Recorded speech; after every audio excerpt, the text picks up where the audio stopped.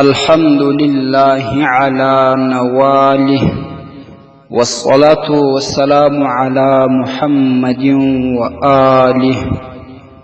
معززو قدرمندو ورونو او خويندو، ډیر ورونه او ډیر خويندې، ډیر طالب علمان د دې متعلق دعاوي او وظایف غواړي چې دماغ ور باندې تیز شي، ذهن اخلاص شي او قوت پیدا کړي. نو نن د الله تبارک وتعالى په توفیق تاسو سره درې وظیفې شریکوم چې عمل ور باندې وکړي. ان شاء الله ډېرې مجربې دي او ډېرو کتابونو نقل کړي دي. اوله وظیفه ده چې د قرآن کریم په 14مه سپاره کې په سورة طه کې 3 آیتونه راځي. دا آیتونه به د هر لمانځه وروسته 14 واره وایي.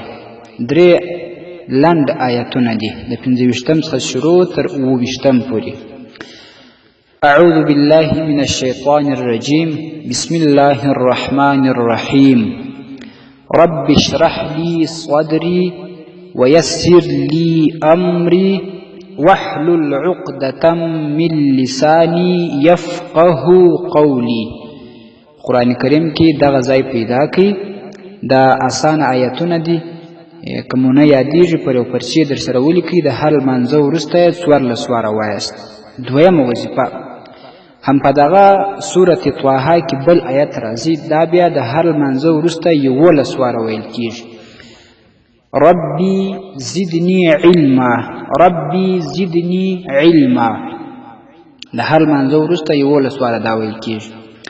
او دریمه وظیفه ده چې حضرت علامه محمد یوسف لودیانوی رحمه الله تقبله الله په خپله فتاوا یوسفیه کې یو ورد نقل کړی چې د ذهن د خلاصېدو او د قوت لپاره هغه ده چې د هر لمانځه وروسته راسته لاس پر خپل سر ونیسه او 14 واره د رب لا یزال دغه نوم وایه: یا قویو جل جلاله، یا قوی جل جلاله. دا د الله تبارک تعالی نوم د هر لمانځه وروسته 14 واره وایي په داسې حالت کې چې پر خپل سر راسته لاس ونیسه. بیا د دې دپاره احادیث هم نقل کړي دي چې دغه پر سر باندې لاس نیول، بیا کوم ذکر اذکار کول، دا د نبی علیه الصلاة والسلام څخه په احادیثو کې ثابت عمل دی. که په دې باندې څوک رد او اعتراض کوي، هغه خود ساخته ردونه او اعتراضونه دي. هغه باندې باید تاسې دوکه نه شئ. که چا هغه احادیث غوښته، هغه به بیا ورته بیان کړو. نو دغه 3 وظیفې دي د ذهن د خلاصېدو، د دماغ د تیزۍ، د قوت لپاره کتابونه نقل کړي دي. د قرآن کریم آیاتونه دي، اسماء حسنا دي، په دې کې ډېر زیات برکات شته. دا تاسې ووایاست، دا ډېر مجرب دي، علماو نقل کړي دي. الله تبارک وتعالی د موږ او تاسې توفیق نصیب کړي چې د دین د زده کړې دپاره او د اسلامي شرعي شیانو د زده کړې دپاره دغه وظیفې موږ او تاسې وکړو. ذهنونه مو ورته سم سي او ذهن مو خلاص سي، قوت پیدا کړي چې بل مسلمان ته به فایده ورسېږي. والسلام علیکم ورحمة الله وبرکاته.